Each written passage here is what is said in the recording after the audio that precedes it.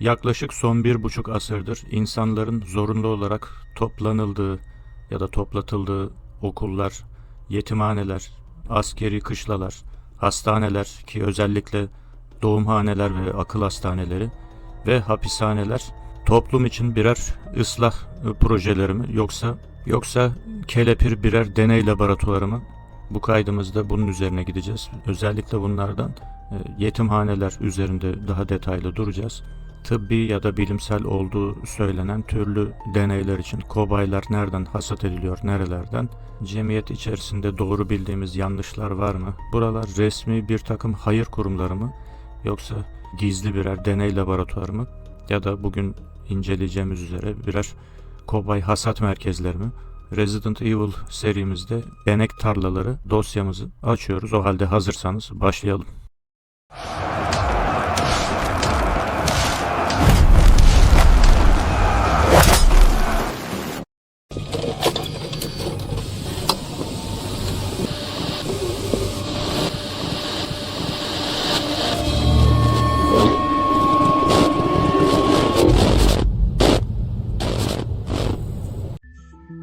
Ki hepsi T virüsünün gelişmiş bir versiyonunu kapmış ve hepsinde iğne izleri var.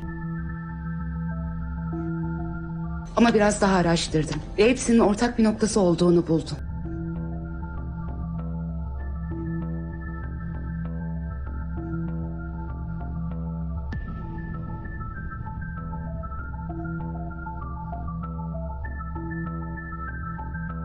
Aslında burada ana akım internette veya yapay zekanın size vermiş olduğu bir takım manipülatif bilgiler çok da doğru değil. Çünkü 10 yıllar boyu ilkokulda bir defa, sonra tekrar bir de ortaokulda yapılan bir deney sıvısı kampanyası değildi. Yani okullarda sıralı yapılan çok daha fazla sıvılar, enjektörde sıvılar çocukların kollarına zorla zerk ediliyordu.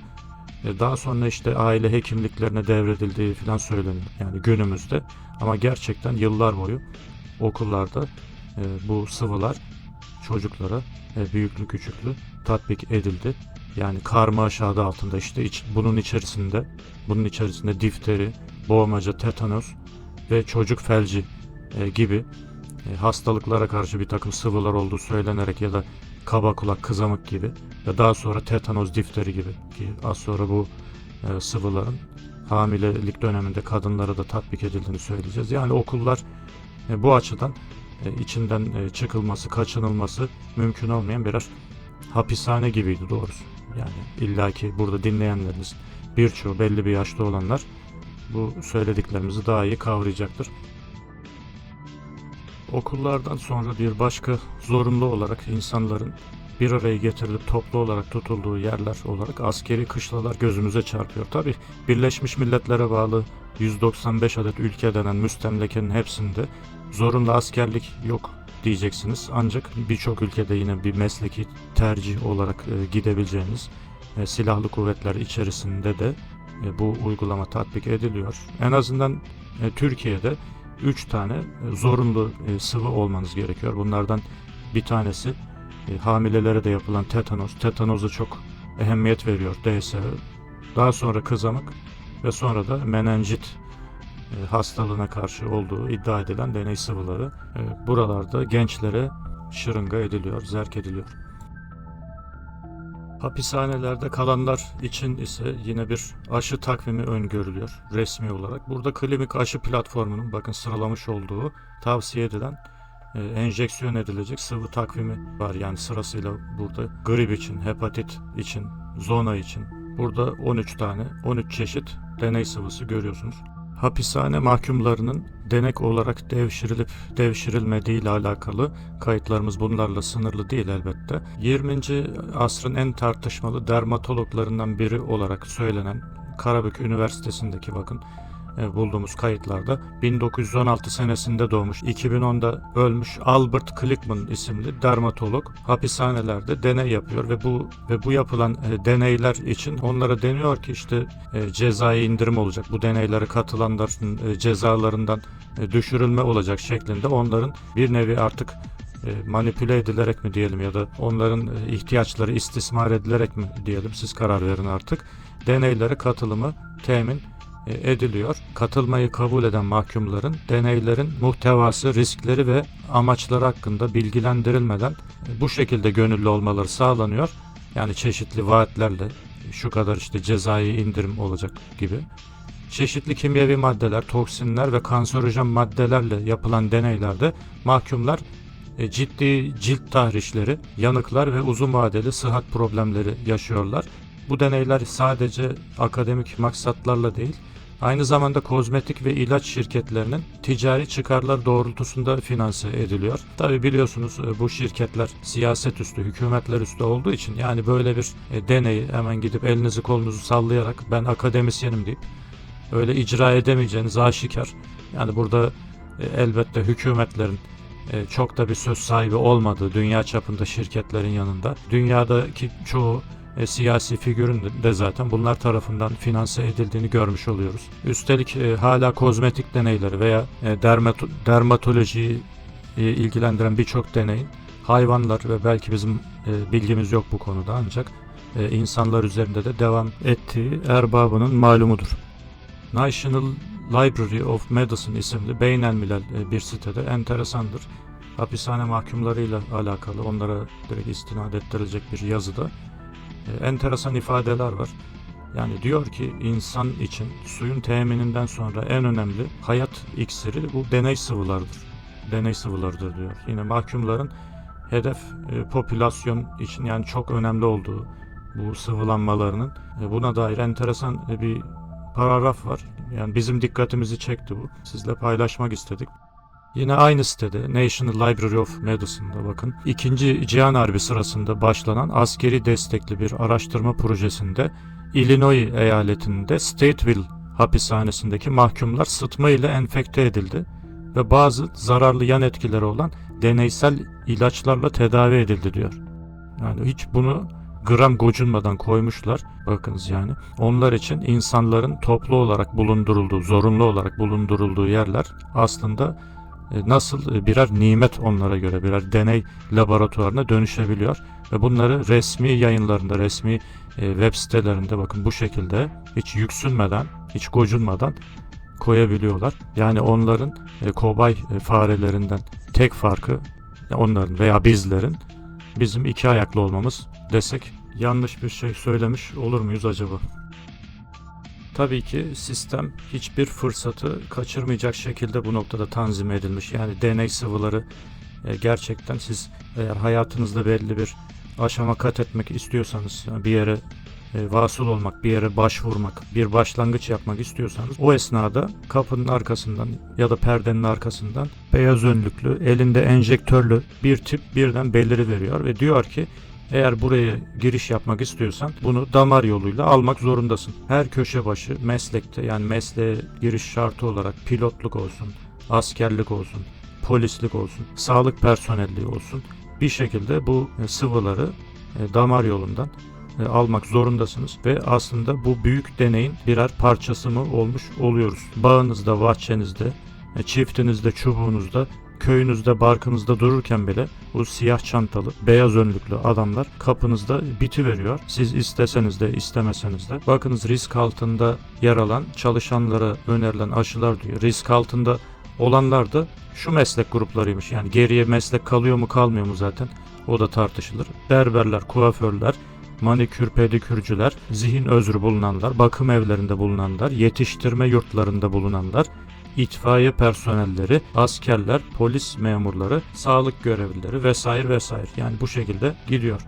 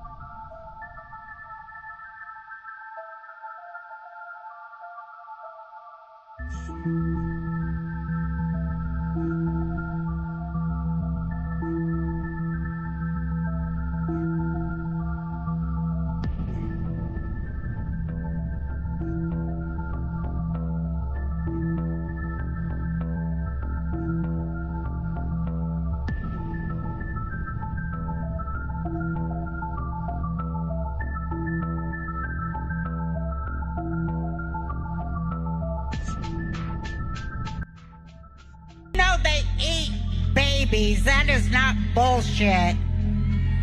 It's true. They're full-on vampires. And everybody still thinks I'm crazy, but I'm not crazy. They're full-on vampires. They love the taste of human flesh and they drink human blood. So many kids that I was in mental institutions with over the years, they are all from those cults. And they've covered it all up. They covered it all up and 1900'lü yıllardaki akıl hastanelerinin inşasına bakın. Son derece büyüktüler ve binlerce odaları vardı. O zaman insan 1900'lü yıllarda niçin büyük bir akıl hastanesi inşa edilsin diye merak etmeye başlıyor. Bunun için gereken kaynakları da hesaba katarsak, özellikle 1900'lerin başlarında insanlar sadece tahtadan yapılmış küçük evlerde ve barakalarda yaşarken şimdi bu devasa, ustalıkla inşa edilmiş akıl hastanelerine bakıyoruz. Burada sisteme karşı çıkan binlerce insanı mı hapsediyorlardı? Peki bu sistemin ne olduğunu tahmin edebilir misiniz? İşte bugün yaşadığımız hayat, vergi, sigorta sistemi ve benzeri uygulamaların ilk kez uygulamaya konulması anıydı. Sisteme karşı çıkanlar bu akıl hastanelerine kapatılıyordu. Ve radyoda da duyuruluyordu ki sisteme karşı çıkan herkes hapse atılacaktı. Aslında geriye baktığımızda o dönemde sisteme karşı çıkan nüfusun büyük bir kısmını ortadan kaldırdıklarını görüyoruz. 1900'lerdeki akıl hastanelerine gidip bakarsanız o dönem için pek de mantıklı olmayan binaların büyüklüğünü ve yapısını göreceksiniz. Ve bunların büyük çoğunluğu, özellikle İngiltere'dekiler, 1. Dünya Savaşı sırasında yıkıldı ve çok azı kaldı çünkü kanıtları gizlemek istediler. Ayrıca bahsedilen şu meşhur çamur selini de düşünürsek bu akıl hastanelerinin sayısı 1800'lerden sonra çamur selinin gerçekleştiği dönemde büyük ölçüde artmaya başladı. Bu da enteresan çünkü bu insanların bu akıl hastanelerinin neresine konulduğunu sorgulamamız gerekecek. Acaba onlar şu meşhur çamur selinden veya gerçek yakın tarihten mi bahsettiler? Biliyorsunuz günümüzde de bilhassa yakın tarih konuşurken resmi anlatının biraz dışına çıkmanız çeşitli şekillerde cezalandırılıyor. Hatta bu konuda biraz ileri giderseniz bugün bile kendinizi bir akıl hastanesinde veya hapishanede bulabilirsiniz. 1900'lerin başlarında dünyanın dört bir yanında niçin devasa akıl hastaneleri inşa edildi? O duvarların ardında gerçekte neler oluyordu ve neden bu kadar çok insan oraya yerleştirildi? Buralar inşa etmeye başladıkları Rockefeller bilimi için birer deney tesisi miydi? Yapılacak biyolojik ve tıbbi deneyler için donör toplama veya insan hasat merkezleri miydi? Akıl hastanesi denen yerlerin günümüzdeki işlevi gerçekten farklılaştı mı? Yoksa buralar insanlığın iyiliği için kurulan şifahaneler mi? Sorulmaya değer sorular. Bilhassa yakın tarih gerçekten bize anlatıldığı gibi mi?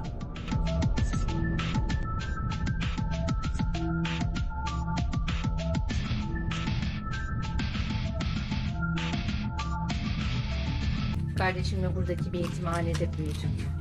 Ben uzun zaman önce kaçtım.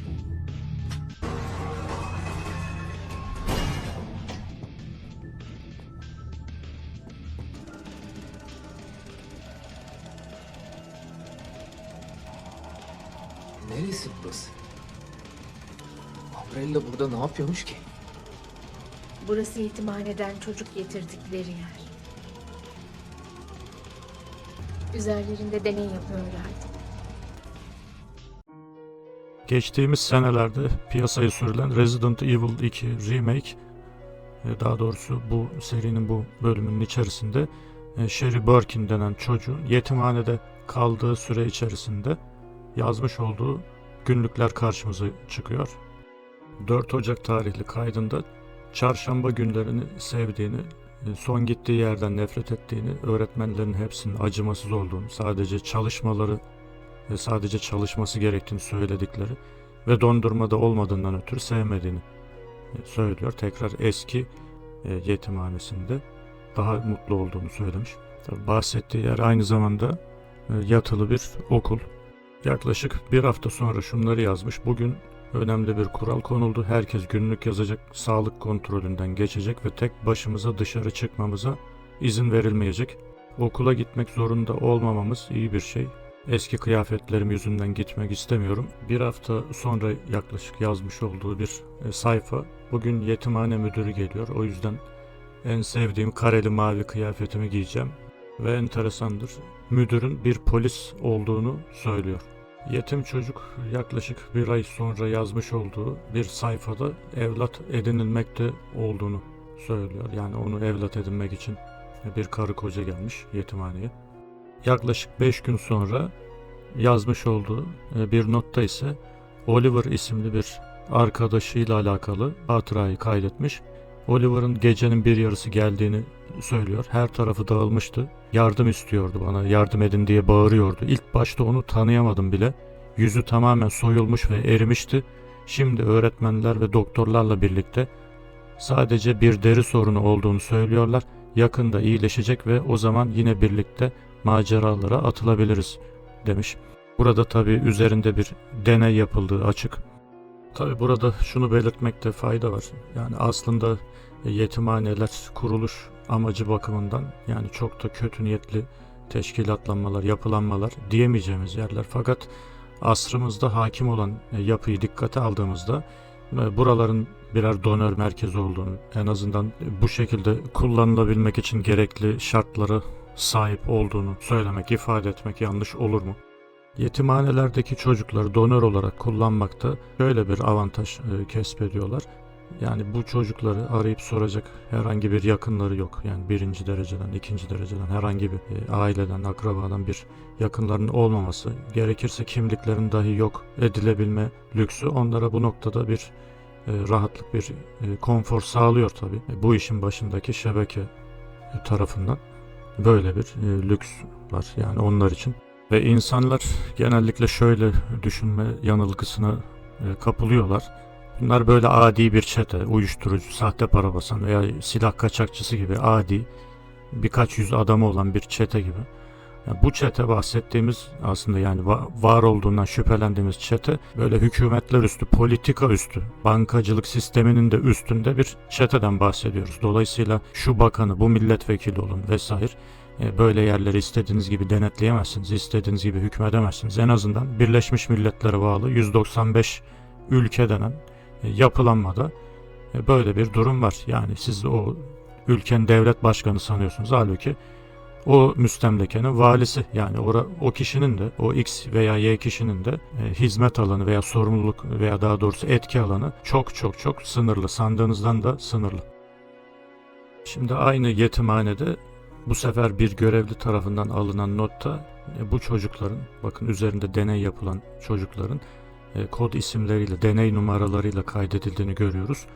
19 Şubat'ta denek 628 laboratuvardan kaçtı ve tesisimize girdi.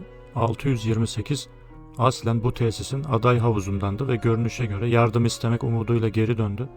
628 personelimiz tarafından hemen gözaltına alındı. Muhtemelen bu Oliver'dan bahsediyor az önce diğer çocuğun bahsettiği. Denek 628 laboratuvarın klinik deneylerinden birine tabi tutulduğundan ötürü G virüsünü beraberinde getirmiş olma ihtimali vardı. Dolayısıyla tedbir olarak tüm deneklerimizi imha ettik.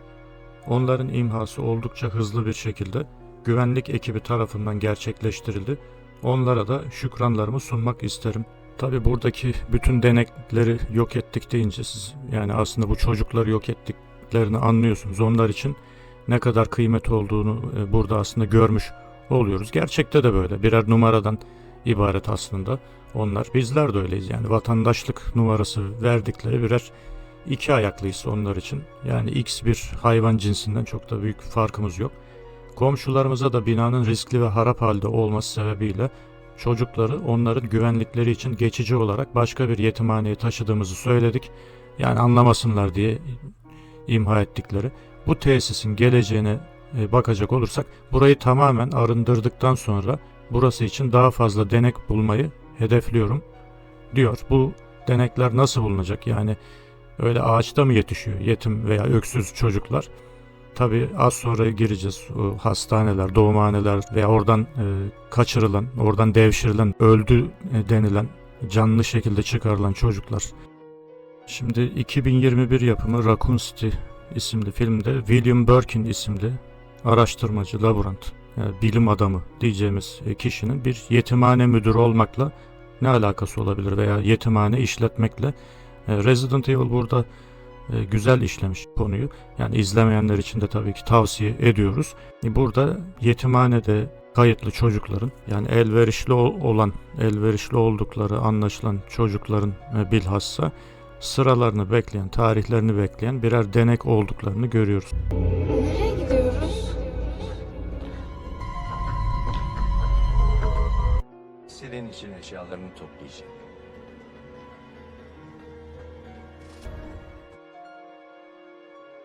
...90'lar Türkiye'nin en karanlık senelerinden, bildiğiniz üzere Mehmet Ağar'ın İçişleri Bakanlığı yaptığı dönem 3 erkek çocuğu bizzat Adalet Bakanı tarafından tecavüz için veriliyor. İstihbarat polisi ihbar ediyor, tanık oluyor, avukat görüşüyor, suç duyurusu yapıyor. Fakat dosya hemen kapatılıyor. 3 Türk erkek çocuğunun 90'lı yıllar karanlığında türlü işler için Hollandalı devlet yetkilisine sunulduğu olay 2012'de Hollanda kanallarında ortaya çıkmıştı. Deming dosyası diyerek. Nedense bu olay hak ettiği ilgiyi görmedi yani. Üstü kapatıldı. Aslında bu hadiseyle alakalı meclise daha sonradan araştırma veya soru önergesi de verildi. Fakat ne oldu, bu işin akıbeti bilmiyoruz. Dilerseniz avukat Eren Keskin bu işle yakından ilgilenmişti. Bir de onun ağzından olayları dinleyelim. Dosya eski bir dosya. Ben 2013'te dahil oldum. Ve o dönem maalesef ki gerekli ilgiyi görmedi. Çünkü bu dosyanın bir tarafında bu coğrafyanın işte en güçlü insanlarından, devletin en güçlü insanlarından Mehmet Ağar vardı. O dönem maalesef çok fazla ilgi görmedi. Birdenbire dün bir paylaşımla birlikte bir kişi paylaştı ve ben doğrulamak durumunda kaldım. Deming 1996 yılında bir Interpol toplantısına geliyor Türkiye'ye. Ve bu Interpol toplantısına geldiğinde önce İstanbul'da Akgün Otel'de kalıyor. Ve orada bir küçük erkek çocuğu götürülüyor kendisine. Daha sonra bu çocuk ve 2 çocuk daha yanına alarak Bodrum'da bir tekneyle açılıyor. Şimdi bütün bu bilgiler bize nasıl geldi? Önce onu söyleyeyim. Aslında bunu ortaya çıkaran da bir devlet görevlisi. Ben isminin sadece baş harflerini söyleyeyim. MYA isimli, istihbaratta çalışan ve o dönem kendisi de Interpol toplantısına katılan ve o dönem Interpol müdürü olarak görev yapan, yine baş harflerini söylüyorum, bende isimleri var. Y ve D isimli kişinin de katıldığı bu toplantıda Deming'i gören kişi. Şimdi bu olayın ortaya çıkışı şöyle oluyor. Deming biliyorsunuz Hollanda'da Adalet Bakanlığı'nda müsteşar olarak görev yapıyor. Ve Baybaş'ın o tarihlerde, Hüseyin Baybaş'ın Hollanda'da tutuklanıyor. Ve bu dava aslında biraz da Baybaş'ın davasıyla birlikte karşılıklı iki tarafın birbirini ne koz olarak kullandığı bir dava haline geliyor. Ortaya çıkması da böyle oluyor aslında. Tabii ki karşı tarafta Mehmet Ağar olduğu için çok avukatlar girmek istemiyorlar bu olaya. Bir şekilde bana Baybaşı'nın avukatı ulaştı. Ben Baybaşı'nın kendisiyle de gittim, görüştüm olayın önemi nedeniyle, ki biz tabii ki insan hakları savunucuları olarak bu olaylarla çok yakından hep ilgiliyiz. Ben bu çocuklarla bir avukat bürosunda görüştüm ayrıca. Anlattıkları şeyler gerçekten korkunçtu. Bunun dışında yine bu MYA isimli istihbarat görevlisinin anlatımlarından bir gazeteci Burhan Kazmaydı galiba ismi. Bir dakika, isimleri de yanlış söylemek istemiyorum. Burhan Bey de 2021 yılında aslında Covid'den maalesef ki vefat etmiş. Burhan Kazmalı. O bu çocukları bulup Deming'e götüren polis memuruyla görüşme yapıyor. Ki bu zaten kayıtlarda var, söyleşi yapıyor. Bunun üzerine bir suç duyurusu yaptık. Ama bizden önce yapılmış bir suç duyurusu var. Bizden önce yapılmış suç duyurusu, söylediğim gibi yine bu istihbarat görevlisi yapmış. Bu suç duyurusu takipsizlikle sonuçlanmış. Ancak bu suç duyurusunun takipsizlikle sonuçlandığı belgede Deming'in Temmuz 1996 yılında Türkiye'ye geldiği sabit yazıyor takipsizlik belgesinde. Ancak bu bir şekilde kapatılıyor bu dosya. Daha sonra biz hemen ardından yeni bir suç duyurusu yaptık. Hem Deming hakkında hem Mehmet Ağar, yine o dönemin olay döneminde görevde olan Mehmet Emin Aslan, Ferruh Tankuş, Hüdayi Sayın hakkında suç duyurusu yaptık. Biz suç duyurusunu yaparken zaman aşımı söz konusu olmasını engellemek açısından TCK 77. maddeyi kullandık. Yani bunun insanlığa karşı işlenmiş bir suç olduğunu da dile getirerek bir suç duyurusu yaptık. 25 gün sonra takipsizlik kararı verildi. Bu arada bir gizlilik kararı daha önce alınmamış olmasına rağmen benim hiçbir şekilde dosyayı, görüntüleri incelememe izin verilmedi. Hep engel çıkarıldı. Ben bunların hepsini o dönem kamuoyuna anlattım. Haber olarak çıktı. İtiraz ettik takipsizlik kararına. İtirazımız da reddedildi. Daha sonra takip devam edecekti. Bu arada çocuklar, tabii zaman geçti aradan. Çocuklar evlendiler. Maalesef ailelerin, evlendikleri kişilerin haberleri olmadığı için çok gündemde olmasını da istemediler. Ve dosya böyle kapandı gitti. Bir kamu görevlisi olmuş. Bu kamu görevlisinin kendi açık beyanları var zaten. Burhan Kazmalı'yla yaptığı röportaj var. Hollanda'da yayınlandı. Tabii ki arada şöyle bir fark var. Bizim coğrafyamızda maalesef ki devlet görevlilerinin işlediği suçlarda büyük bir cezasızlık söz konusu. Ama Hollanda'da Deming'le ilgili çok sayıda tartışmalar, suç duyuruları oldu. Orada özgürce bu konuyu tartıştılar. Deming insan içine çıkamaz hale geldi. Ama bizim coğrafyamızda her zaman olduğu gibi üstü kapatıldı. Bugün işte Epstein olayı gündeme gelince ve bir kişinin bunu dün paylaşması nedeniyle yeniden gündeme geldi. Şimdi tekrar söylüyorum, bu çocuklar şu anda evliler, yakınları, evlendikleri kişiler bu olayı bilmiyorlar ve bu çocuklar bu konunun artık konuşulmasını istemiyorlar. Hiçbir beklentileri yok, yargıya hiçbir güvenleri yok. Ama ben bu çocuklarla görüştüğümde çocukların kendilerinin işte alınıp ilk önce biri götürülüyor Akgün Otel'e, ertesi gün 2 tane daha ve Bodrum'a gidiyorlar bir tekneyle Deming'le birlikte. Kendilerine bir miktar para veriliyor. Sonra konuşmalarını engellemek için ayrıntılarını söylemeyeceğim, şiddet uygulanıyor. O kişileri korumak adına bunları söylüyorum. Çünkü bu dosya Türkiye'de kapandı maalesef ki. Ama o zaman çok korkuyorlardı. Ayrıntılı olarak anlattılar. Bizim başımıza bir şey gelir mi diye korkuyorlardı çok haklı olarak. Ama dediğim gibi yani bu aileler ve çocuklar bu olayla hiçbir şekilde anılmak istemiyorlar. Yani çok haklı olarak onları korumak adına ben de fazla bir şey söylemek istemiyorum açıkçası. İstihbarat görevlisinin tanık olarak dinlenmesini istedik. Kaldı ki kendisinin çok net beyanları ve kendi suç duyuruları var kişinin. Buna rağmen dosya kapatıldı. Bakın böylesine önemli bir olay.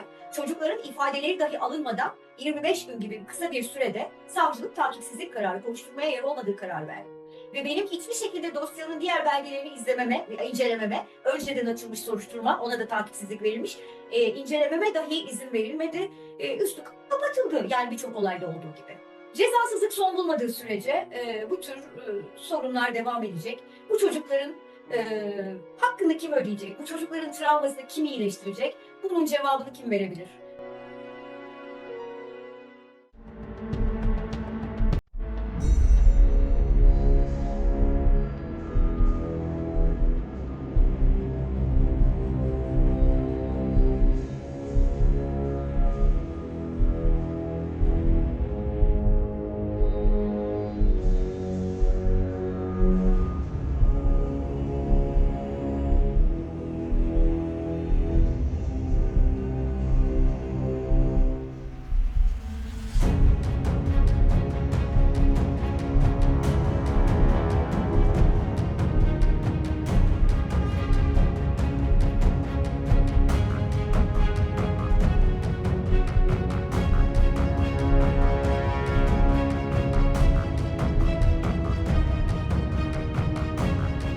edildiği Epstein adası dünyada şok etkisi yarattı. Bu adaya kalkan uçağın 2001 yılına ait kayıtlarında 2 Türk'ün adının geçmesi akıllara Türkiye'deki kayıp çocukları getirdi. Ancak konuya ilişkin gelen bilgiler sisli. İşte detaylar. From the air, opulence is on display. Dünya bu adayı konuşuyor. Epstein skandalına adı karışanların listeleri açığa çıktı. Dosyada 2 Türk'ün ismi de geçiyor. Bu detay akıllara hemen Türkiye'de asla bulunamayan kayıp çocuklar vakalarını getirdi. Sosyal medya karıştı. Peşi sıra ortaya iddialar, hatta görüntüler saçıldı. Onlardan birinde bir çocuğun ağlayarak "özür dilerim Arthur" dediği iddia edildi. Ancak görüntünün Brezilya'da 2021 yılında babası tarafından darp edilen bir çocuğa ait olduğu ifade edildi. Recebe novas ameaças. Epstein'in pedofili ağında Türkiye'nin de olduğuna yönelik iddiaların bir başka kaynağı da o dönem 15 yaşında olan bir mağdurun ifadesi. İsmi yok, kod adı var. Davada Amerika Birleşik Devletleri mahkemelerinde adı saklı kalması gereken herkese yaptıkları gibi Jane Doe 102 olarak geçiyor. O ifadesine göre Jeffrey Epstein'in Türkiye, Çekya ve Asya ülkelerinden küçük kız çocuklarını getirttiğini söylüyor. Bu soru Epstein'in avukatına da soruluyor ancak avukatı sessiz kalıyor. Change even after Epstein was convicted for having sex with teenage girls. Peki akla Türkiye'yi getiren ve dosyada adı geçen bu iki isim kime ait? İsimlerini Epstein'in uçağına bindikleri için biliyoruz. Birinin adı Banu K, diğerininki T. Fırat. Banu K'nin adı listeler açılmadan önce davada BK olarak geçiyordu ve Epstein'in istismarına uğrayan kurbanlardan biri olduğu iddia ediliyordu. Ancak ismine Epstein'in uçağına binenler arasında rastlanınca iddialar değişti. Zira 2001 yılında Jeffrey Epstein ve GM isimli kişilerle 3 kez adaya ziyarete gitmiş. Türkiye'deki bağlantısı olduğu iddia edilmeye başlandı. Adı üzerine yapılan araştırmalarda 90'lı yıllarda güzellik yarışmasına katılan bir Türkiye üçüncüsü ortaya çıkıyor. Otel. 9 numaralı finalist.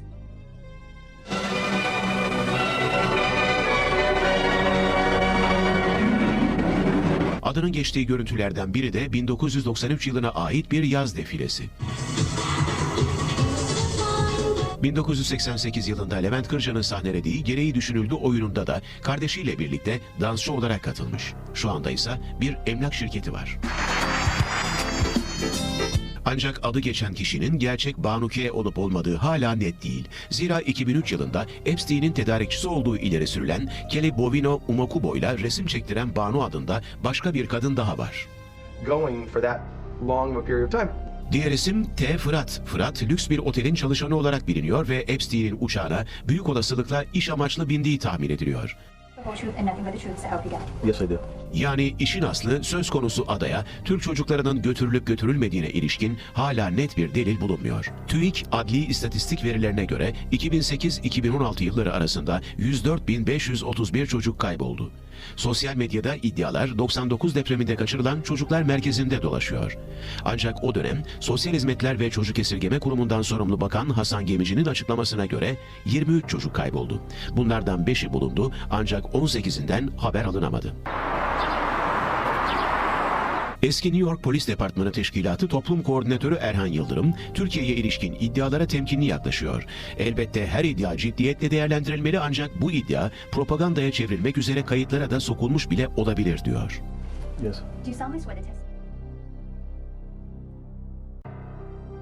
Yine Epstein raporuna göre söylüyorum. Jet pilotu itiraf ediyor. Bakın belgesi burada.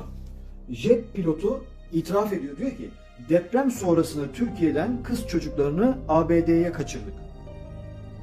Bak bunu itiraf eden bir jet pilotu arkadaşlar. Diyor ki deprem sonrasında Türkiye'den kız çocuklarını ABD'ye kaçırdık. Şimdi ben de o zaman sorarım. 99 depreminde bu yapıldı. Bu ortada. Peki 6 Şubat 2023 depreminde kaçırılan çocuklar niye gitti? Nereye götürüldü? Neden izin verildi? Niye müsaade edildi? Ve hatırlayın deprem olur olmaz daha AFAD'ın gitmediği yere yurt dışından birçok ülkeden Sahra hastaneleri getirildi. Yabancı bunlar. O Sahra hastanelerinden bir tanesi de Maraş'ta, Hatay'da Sahra Hastanesi kuran yabancı menşeili bu Epstein çetesiyle bağlantılı ve kırmızı bültenle aranan kişi Türkiye'de 2017'den beri çocuk ticaretiyle uğraşmış. Ya böyle bir saçma sapan bir durum olur mu ya? Ya bu çok kirli bir ağ var yani. Bu kirli ağ yani çok kişinin canını yakar. Bunların hepsinin idam edilmesi gerekiyor. Yok edilmesi gerekiyor. 6 Şubat depreminde biliyorsunuz ki 6 Şubat depreminde hatta ben bakın paylaşmıştım. Nerede bu çocuklar diye. Nerede bu çocuklar? 6 Şubat depreminden hemen sonra sağlam çocukların kayıp olduğunu ve birilerinin götürdüğünü buralarda yazdık, anlattık. Hatta 6 Şubat depreminde, depremin ilk dakikalarında biliyorsunuz ki uluslararası çağrı yapılmıştı. Uluslararası çağrı yapıldıktan sonra yaklaşık 70 ülkeden Sahra Hastanesi ve kendi askerlerini, kendi postallarıyla ülkeye gelen uluslararası çağrı Birleşmiş Milletler'e ve NATO'ya bağlı NATO köyü kurulmuştu Hatay'da. Ve Hatay'da, Maraş'ta Sahra Hastanesi'ni kuranlardan biri kırmızı bültenle aranıyordu ve bu kırmızı bültenle aranan kişi 2017'den beri Türkiye'de istihbarat görevi yapıyor ve 2023'te depremde Sahra Hastanesi kuruyor ve bu kişi organ ticaretinden, çocuk ticaretinden kırmızı bültenle aranıyor. Öyle bir saçmalık olabilir mi ya? Bu Epstein adalarında isimleri geçenlere bir bakın, daha neler var. 3000 dosya arkadaşlar, 3000. Çevir çevir bitmez. Sadece Türkiye değil, Arabistan'ın prensi 10 milyon insanın dokunduğu Kabe'nin siyah örtüsünü 3 parçaya ayırıp Epstein adalarına halı niyetine gönderiyor. Ya böyle bir yani kutsal manevi şeyleri bile kullanmışlar. 2015 çıkışlı Resident Evil Revelations 2'de hikayenin ana karakteri olan adamla küçük kız arasında şöyle bir diyalog geçiyor. TerraSave isimli şirketin kızı bir yuvaya yerleştirdiği, yani yuva görünümlü, muhtemelen yetimhane görünümlü bir yere yerleştirdiğini anlıyoruz. Ve bir tesis olduğunu söylüyor kız burada. Daha sonradan anlayacak. Adam bunun üzerine tamam başka soru sormayacağım diyor. Çünkü 3 aşağı 5 yukarı meseleyi biliyor, yani anlıyor. Kızı üzmemek için böyle bir diyalog geçiyor. No, they eat babies. That is not bullshit. It's true. So it's not just the dogs and the cats, not just the pets. It's not just the dogs and the cats.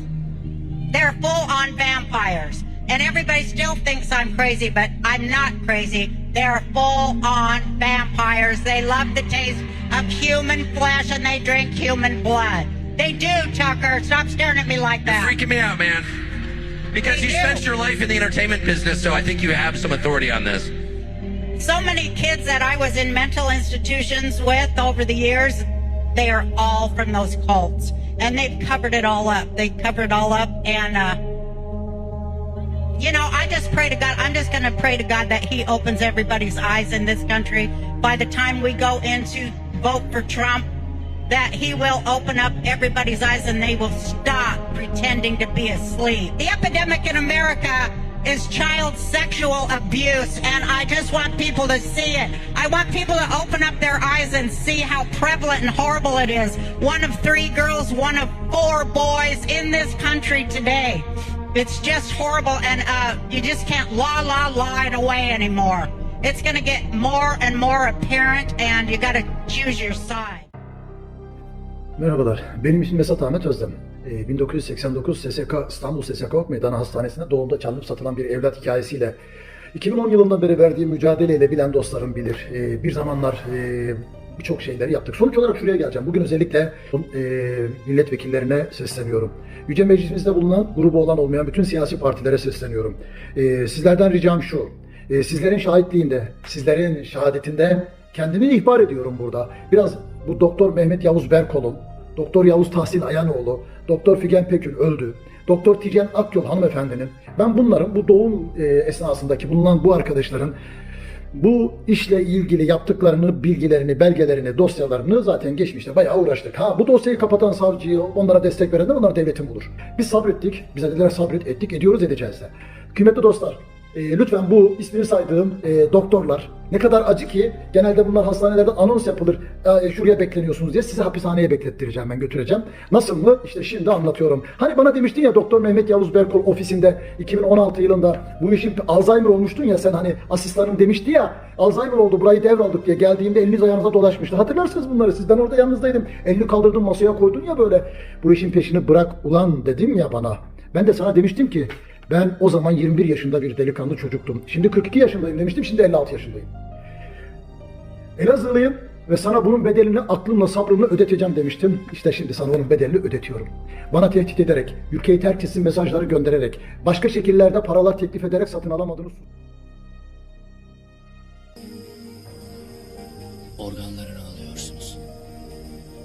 Karaciğer bir yere gidiyor, gözler başka bir yere. Ve kalpte Seul'e. O çocuklardan özür dilemen gerek. Ve şimdi O çocuklardan özür dilemen gerek. 2010 Kore yapımı Kimliksiz Adam filmi tam bu noktada tavsiye edebileceğimiz filmler arasında. Çocuk ticareti, çocukların bütün olarak pazarlamasının, ticaretinin yapılması veya parçalanarak uzuvları alınıp satılma yoluyla bu ticaretle alakalı, bu daha doğrusu bu ticaretin nasıl döndüğüyle alakalı tüm dünya çapında, Uzak Doğu, Yakın Doğu, Vahşi Batı demeksizin izlemenizi tavsiye ediyoruz. Eve dönme vakti geldi.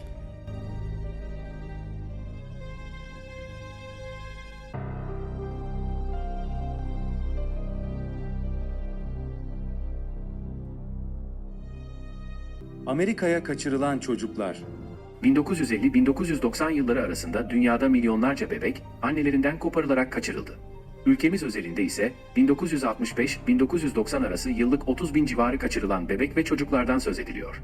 Yılda yaklaşık 30 bin bebek kaçırıldığı varsayıldığında burada 25 yılda yaklaşık 750 bin gibi korkunç bir rakam söz konusudur.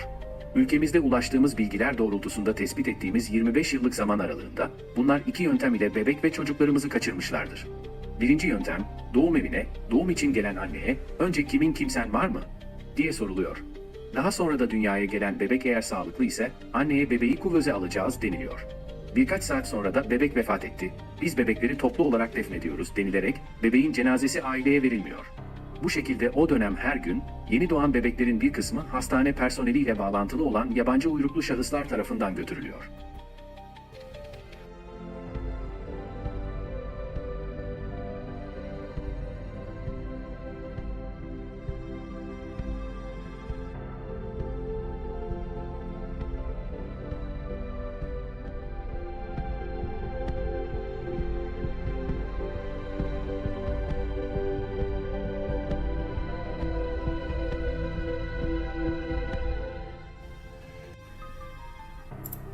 İkinci yöntem. Amerikan üssünden gelen araçlar çocuk esirgeme kurumundaki 7 ve 12 yaş arası çocukları askeri üsse geziye götürüyor. Daha sonra geri bırakırken 7, 8, 9 yaşlarında sarışın ve parlak çocuklar toplanıp götürülüyor. İlginç olan, bu olaylar ülkemiz ve dünya coğrafyalarında Amerikan üslerinin ve askeri kuvvetlerinin bulunduğu bölgelerde yoğunlaşıyor. Kaçırılan bu bebek ve çocukların akıbetleri gerçekten bilinemiyor. Bu kadar çok sayıda çocuğun evlat edindirilmesi olanaksız görülüyor. Dolayısıyla Amerika'da evlat edinilmeyi bekleyen yüz binlerce çocuk varken, yurt dışına bu kadar çok bebek götürüldüğü iddiası akla ezoterik ritüelleri getiriyor. Tam 21 gün bana işkence yaptılar. Ayaklarımın altı da burada ayaklarımın altı. Şeyler hep çıkarıldı. Evraklar hep çıkarıldı. Sağlık raporları çıkarıldı. Ayaklarımın altı dilim dilim oldu. Öyle bir işkence yaptılar ki hiç görülmemiş bir işkence. Bu işe karışmayacağım diye. Ben de bu işi çözeceğim dedim.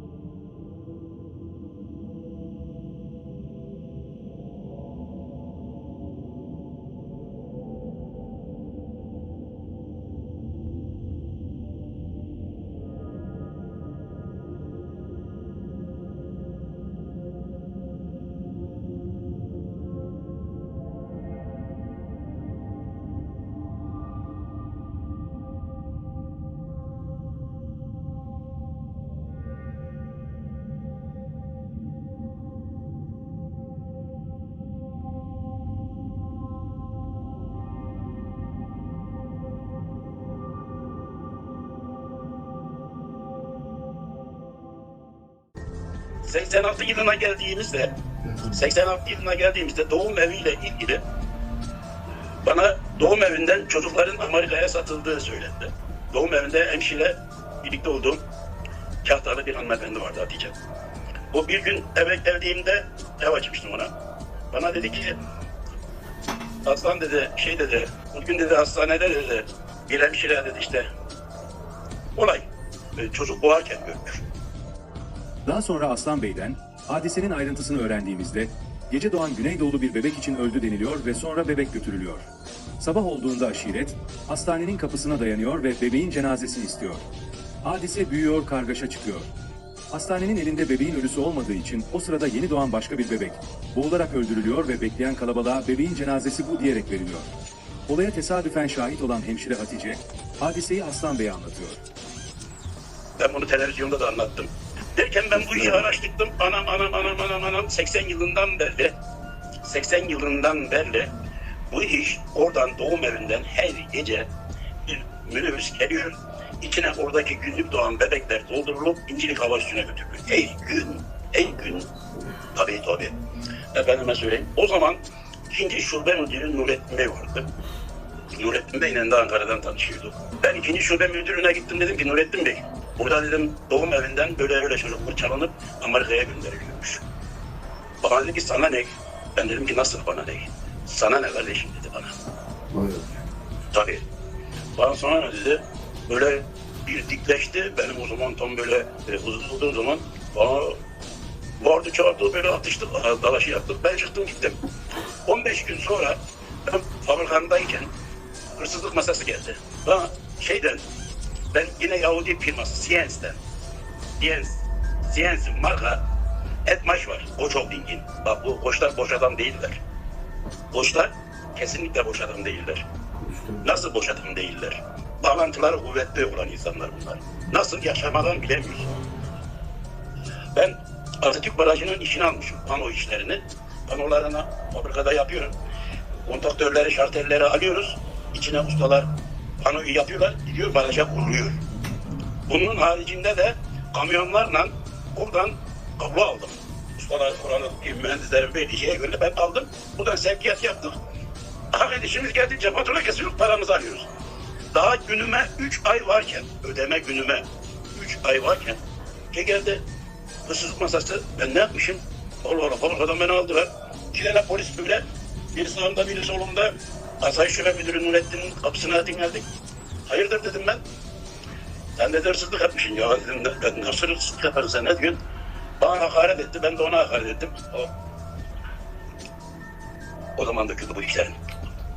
Tam 21 gün bana işkence yaptılar. Ayaklarımın altı da burada ayaklarımın altı. Şeyler hep çıkarıldı. Evraklar hep çıkarıldı. Sağlık raporları çıkarıldı. Ayaklarımın altı dilim oldu. Öyle bir işkence yaptılar ki hiç görülmemiş bir işkence. Bu işe karışmayacağım diye. Ben de bu işi çözeceğim dedim. İşi ayıktım çünkü. Büyük bir iş. 21 gün sonra biz mahkemeye çıktık. Ben savcıya dedim ki ben böyle olayı anlattım dedim. Mehmet Bey vardı. Karakaş ilçe savcısıyla Adana'ya girmişti. Cumhuriyet savcısı. Dedim Mehmet Bey, durum dedim bundan ibaret. Bana ne dedi biliyor musun? O 5 vakit abdestli namazda adam. Sana ne dedi ya? Sen ne karışıyorsun? Bakınız, sen ne karışıyorsun? Sen ne ilgilendiriyor? Onların tepkisi bu. Sana ne? Evet. Sana ne? Bunların hepsinin ifadesi aynı. Yani dinliyoruz Hasan abi. Çok güzel. Savunma sistemleri böyle. Ben oradan serbest kaldıktan sonra orada çalışan şeyden başladım. Hasta bakıcıdan başladım. Baş hekime varana kadar. Onlarla normal olarak konuşmadık. Ben onları aldırdım, fabrikaya getirdim, karşımı tutturdum, konuşturdum. O zamanlar böyle kamera sistemi falan yoktu. Olsaydı onların CD'lerini alırdım. Ama sistem olmadığı için oturup konuşuyoruz. Ben tekrar savcılığa gittim. Onların ifadelerini elleriyle yazılarıyla yazdım, savcıya verdim. Dedi tamam dedi, toplayacağım dedi, toplamadı. Yıllar geçiyor. Çin'deki dosyalar gibi aynı. Çin'deki dosyalar gibi. En son gittim, o savcı gitmiş, öbür savcı. Bu kaldı. 92 yılında, yıllar kendiliğinden geçiyor. 92 yılında Adana Eksper Gazetesi'nde rahmetli Erol Erkin sahibi Adana doğum evinde neler oluyor diye manşet. Siz mi yazdırdınız Aslan abi bunu? Manşeti. Manşeti siz mi attırdınız? Evet, Erol'a. Parayla attırdım. Erol'a anlattım, iyi arkadaşımdı. Benden de 5-10 yaş büyüktü. Erol'um dedim, durum bundan ibaret. Ancak bunu basın yoluyla çözeriz. Erol'e manşeti attı, internete girdiğiniz zaman görürsünüz. Gazete çıktı, bayilere dağıldı. Gazeteyi basmışlar. Siviller, polis değil. Siviller. Bak şimdi o sivillerin de kim olduğunu söyleyeceğim. Gazeteye hemen bütün şeylerden, bayilerden toplatıldı. Devlisi günü sabahleyin de 3. gün otelde Erol Erk gazetenin satışını verdi. Öldürüyorlardı Erol'u. Sizi dinleyebilir miyiz? 1998 yılında Adana Meydan Doğum Evi'nde eşiniz doğum yapıyor. Evet abla. Beraber mi gittiniz hastaneye? Yok o dönemde doğum yaparken burada İstanbul'daydım. Haber gelince ben hemen gittim zaten. Doğum yaptığı gün ertesi gün hemen orada vardım. Benim hanım Bir alabilir miyiz belgeyi? Ben biraz sonra ekrana getireceğim. 28 saat kendine gelmedi. Narkoz Evet. etkisinde. Evet. Eşim 8 gün hastanede kaldı. Evet. O gün İstanbul'da burada inerken İstanbul'da Adana'ya giderken indiğim zaman çocuğun yanına gitmedim. Çocuğu sormadım yani. Eşimle ilgilendim. Yani çocuk şeydi eşim. Ertesi gün şey yaptım ben dedim çocuğu göreceğim çocuğu numune hastanesine göndermişiz dedi. Numune hastanesine gittiğimde orada bir tane bir doktor vardı. Doktor bırakmadı göreyim yani. Orada kavga etti tartıştık. Beni göstermediler çocuğu yani bana. Şimdi bir kere daha hemen kısaca seyircilerimize aktaracağım. Eşiniz 98 yılında doğum için Adana Meydan Doğum Evi'ne gidiyor. Evet abla. Haber alır almaz da siz Adana'ya gidiyorsunuz. Sonrasında eşiniz sezaryana alınıyor. Evet. Çocuk dünyaya geliyor. Ama çocuğu numune hastanesine gönderiyorlar. Gönderiyorlar. Gece bak saat kaçta gidiyor? 02.28'de numune hastanesine giriş yapıyor. Evet. 0.45'te tekrar numune hastanesine çıkış yapıyor. Evet. Çıkış ben orada gittim şey yaptım. Numunede onu araştırdım. Buldum ben gittim doktora sordum kendi doktorumuza Selçuk Bey'e. Evet. Hocam dedim peki benim çocuğum sorun neydi yani oraya niye gitti dedi. Ben bir bilgim yok dedi. Ben haberim yok dedi. Sen bir doktorsun sen ben doğum yaptın sezaryen yaptın nasıl haberin yok dedi. Ben göndermiş falan benim bilgim yok dedi. Ama doktor bey size şunu söylüyor. Ben sağlıkta doğum yaptırıp hemşirelere teslim ettim. Evet. Doğuma giren hemşire de bebeğin sapasağlam olduğunu Evet abla. söylüyor. Ama eşiniz 8 gün hastanede yatıyor. 8 güne yatıyor. Ondan sonra ben doktorla görüştüm. Ben de eşimi görmeye gideceğim dedi. Servise çıktım. Servise çıktığımda Leyla Atay'la 2 tane hemşire, bir tane temizlikçi, 2 tane temizlikçiyle beraber koridorda geziyordular. Evet. Leyla Atay dedi bu beyefendi burada ne geziyor dedi. Hemşire dedi. Ben de doktor meselesine geldim. Benim eşim 3 gündür burada ameliyat olmuştum daha kendine gelmemiş. Eşimi görmeye geldim. Burada Leyla Atay'la kavga ettim ben. Bu hanımefendiyle. Evet. Emin misiniz? Evet abla bu ben tanıyorum. Aynı bu gibi bir adam. O ilk başladığı zaman ben gördüm zaten tanıdım. Ben hatta sinema hafızasında şey yaptım. Mesaj da attım ben. Orada kavga ettim ben. Orada hemşire keşke kaynanamla hemşire beni kolumu aldı şeye götürdüler. İkinci katta zaten dönüş yaptığım servis bu tarafta da burada da hemşire şeyleri locaları vardı. Orada oturduk inan Allah şahidim olsun. Hemşire benim kolumu götürdü orada oturduk ara iti ısırmaz dedi. İti ısırmaz. Isırmaz dedi buna senin başın bela sokarlar dedi. Yani iti ısırmaz başka bir şey biliyorum. Ben Leyla Atay'la kavga ettiğim zaman o hemşire ben çekimi götürünce öyle dedi. Yani iti ısırmaz buna senin başın bela sokarlar dedi. Başını belaya sokarlar. Bela sokar inan Allah'ında.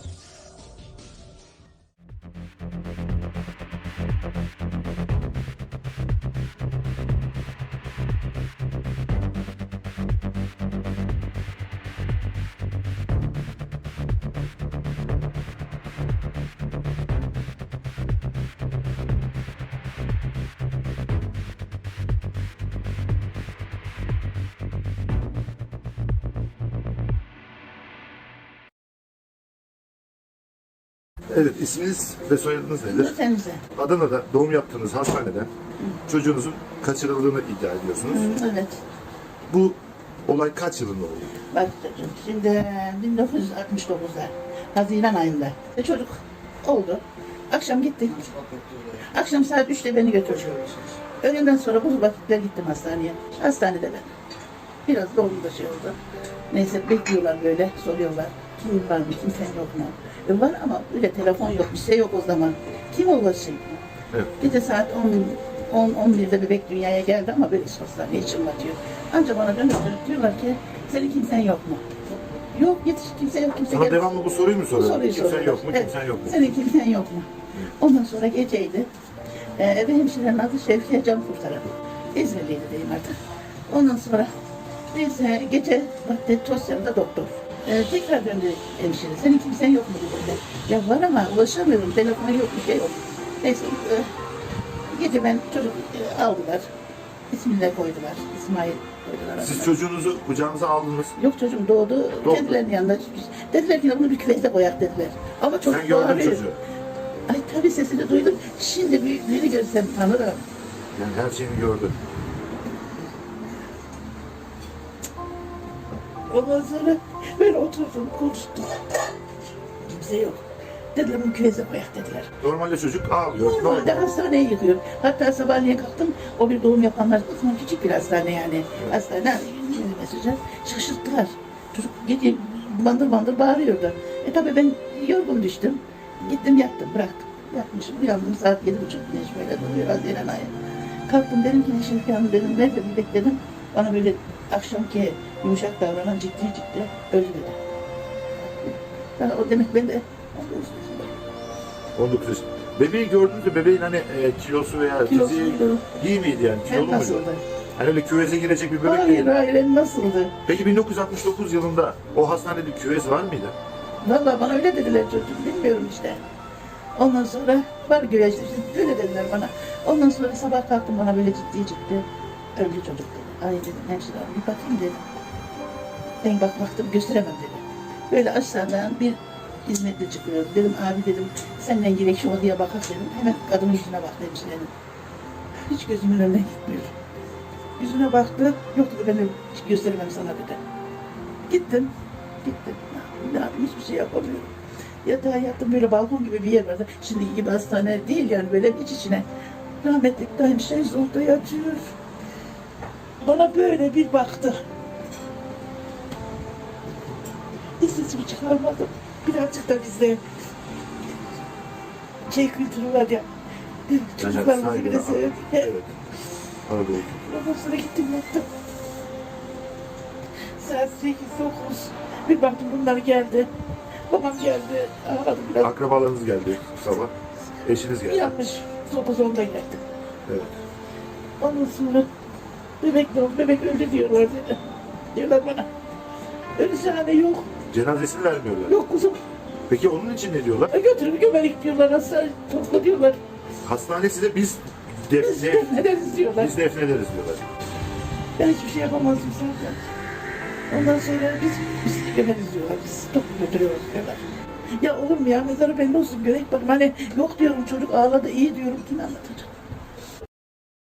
Türkiye eğer çocuk kaçırmada Epstein'in odağında yer aldıysa ki almış, Epstein pilotu bunu söylüyorsa bir olay var. O dönem Esra Erol'a ben de aynı doğum evinde doğum yaptım. Denildi ki çocuğunuz öldü görmek istedim. Bana gösterilmedi. Telefonları yağdı. Ve Esra Erol bu meseleyi kapattı. Çünkü bu mesele galiba başka yerlere dokunuyordu. Neden özellikle Adana diye sormamız gerekiyor. Burada hemşireler bu çocukları almış, öldü gibi göstermiş, satmışlar. Her gece Amerika Birleşik Devletleri neredeyse bir siyah araçla bunları alıyor, İncirlik üstüne götürüyor. Yeni doğan bebeklerden bahsediyoruz. Deprem mağduru ve kaybolan çocuklar, depremde kaybolan çocuklardan bahsedelim. Açıklamada diyorsun ki çocukların hiçbirisi kaybolmadı. Hepsi elimizde. Sen çocukların hiçbirisi kaybolmadı derken biraz utanman gerekiyor. Hollanda'da depremzede bir çocuk bulundu. Kim götürdü onu oraya? Ya hep soruşturuyoruz deniyor. Bu soruşturmanın altındaki gerçekler bize hiç sunulmuyor ki. 19 Aralık 2023'te Adana'da eski hastane, devlet hastanesi yandı. Ama neresi yandı? Arşivi yandı. Tam da bu Epstein davasının nereye sıçrayacağı belli olmazken Amerika bu davayla sarsılırken, İncirlik üstünden çocuk kaçırıldığı ayyuka çıkmışken, geçtiğimiz ayda, aynı anda, aynı bölgede iki farklı yangının aynı yerde olması. Her ikisinin de arşiv bölümünde. Şuraya geleceğim arkadaşlar. Ya nasıl bu milletle dalga geçiyorsunuz ya? Ve millet de nasıl yiyor ya? Dün söyledim işte. Neden bahsettim dün? Niye ben işte PKK veya işte DHKPC ile ilgili konuşurken neden Amerika'ya, İsrail'e, İngiltere'ye bir şey söylemiyormuşum, eleştirmiyormuşum, tamam mı?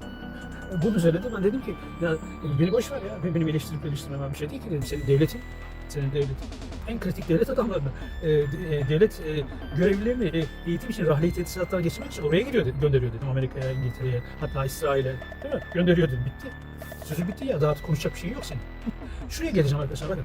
Hava savunma sistemi olsa ne olur biliyor musunuz? Türkiye'nin kendine ait bir hava, yani sömürge olmasa da hava savunma sistemi olmasa ne olur biliyor musunuz? Şimdi bir kere bütün kalkan yabancı uçakları bilirsiniz arkadaşlar. Amerikan üstlerinden inen çıkan, mesela İncirlik üssü, tamam mı? Bilirsin abi. Varsa İsrail'in işte Küreciye gidip gelme, bilirsin. İngiltere'nin varsa bilirsin, tamam mı?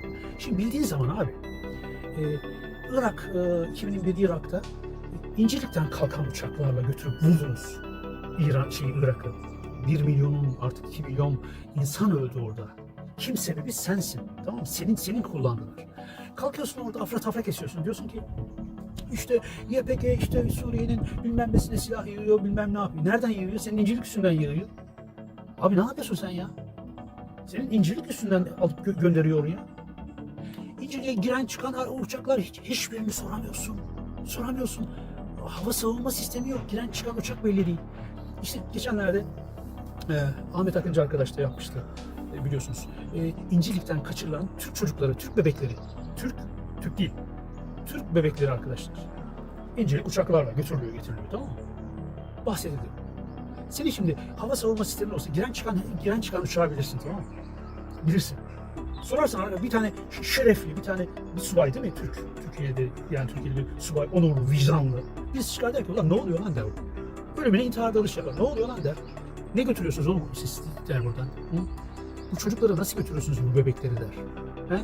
Tutar siper eder kendisi. Ama ne? Veya başka kanun dışı bir takım şeyler yapıldığı zaman ne olur?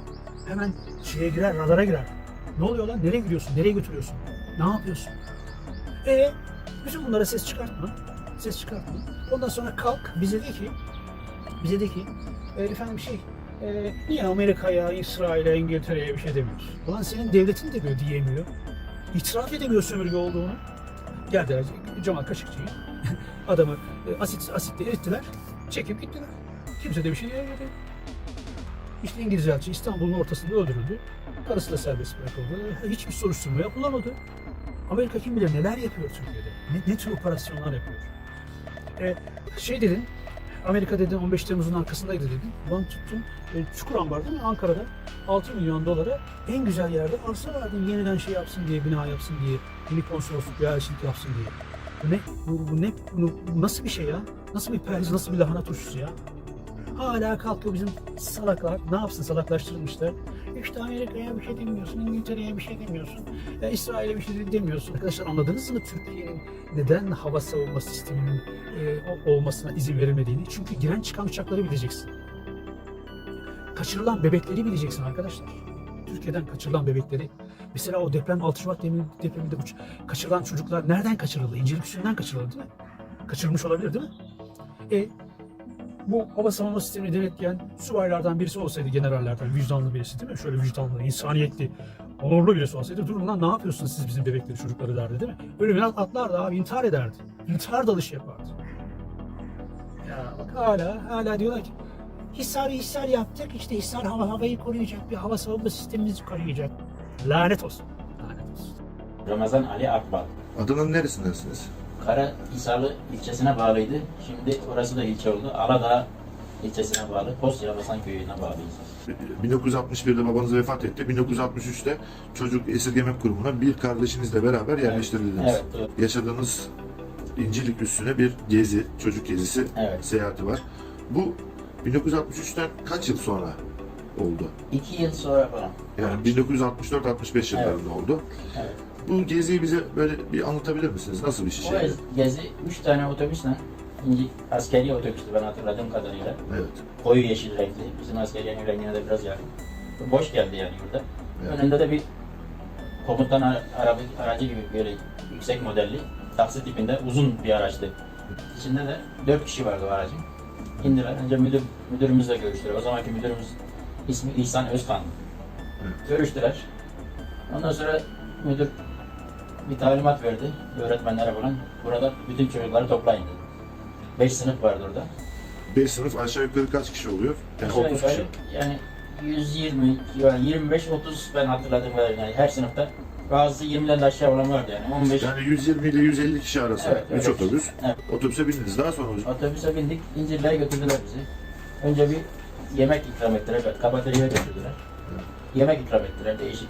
O günlerde hatırladığım kadarıyla tam daha hatırlayamıyorum yani. Ondan sonra tuttular bizi hangarlara götürdüler. Evet. Hangarlarda bir bölümünü müdür de yanımıza geldi o zaman. Evet. Müdür böyle dedi, burada dedi bu çağıracaklar 12-13 kişi gibi bir çocuk ayıralım, bir gezdirelim dedi. Bizi bindirdiler bir ceyan üzeri. Kadın üzerinde bir tur atıp geri aynı yere getirdiler, bıraktılar. O uçakta ben de vardım yani. Evet. Bindiğimde. Ondan sonra aynı yere indirdiler, o kafeteryaya yine indirdiler. Bir konuşma yaptılar. İşte siz ileride ne olmak istiyorsunuz gibi.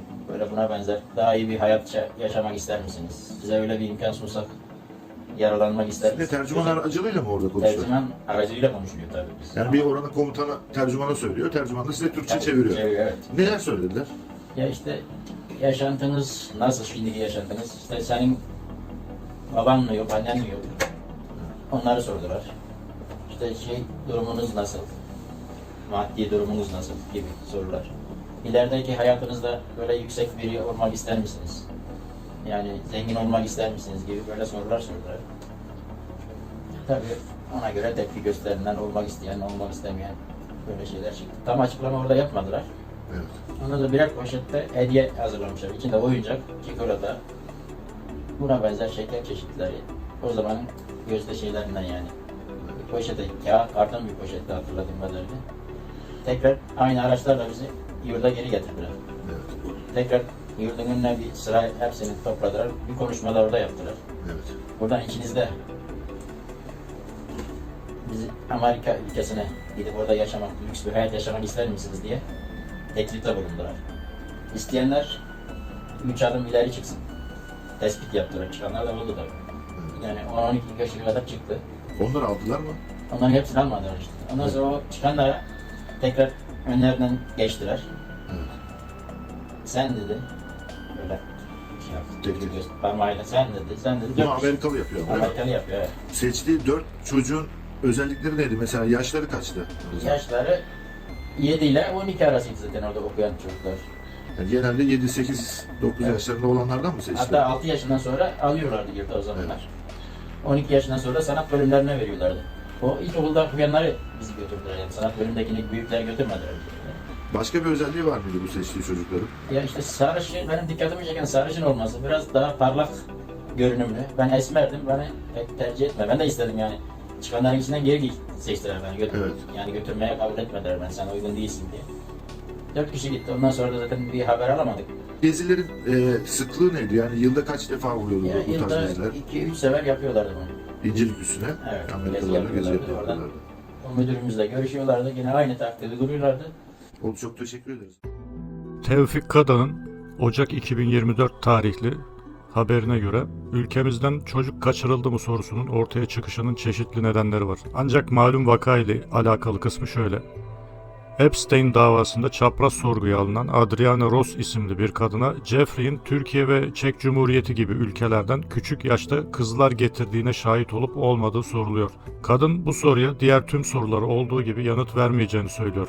Ancak sosyal medyada bazı hesaplar Türkiye'den çocuk kaçırıldığını itiraf etti şeklinde yayınlara başlıyor. Her ne kadar bu iddia doğru olmasa da yetkililerin özellikle Türkiye ve Çek Cumhuriyeti adlarını kullanması dikkat çekici. Böylece Türkiye'de bir dönem kaçırılmış veya kaybolmuş çocuklar da yeniden gündeme geliyor.